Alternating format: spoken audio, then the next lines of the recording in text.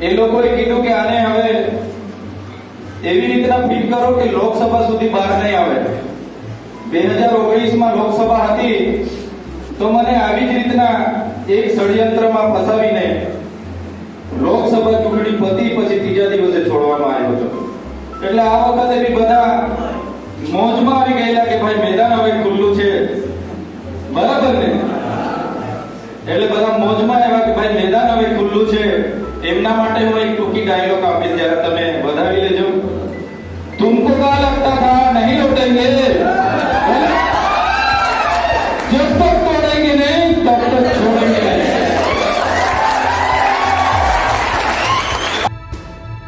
रखा है क्या? ये चैतर वसावा है. आप सामने साथी से आ जाओ, मैदान में આવી જશે તે દિવસે એમને ખબર પડશે કે આ ચૈતરભાઈ વસાવા અને એમની તાકાત શું છે. મિત્રો, એ લોકોને અમે ડરતા નથી, આવી જેલોથી અમે ડરતા નથી. અમે તો છેલ્લા શ્વાસ સુધી લડવા તૈયાર છે. પણ આપણા સમાજ માટે મરવા કરતા જીવીને એમની સામે લડીશું. એ લોકોથી આપણે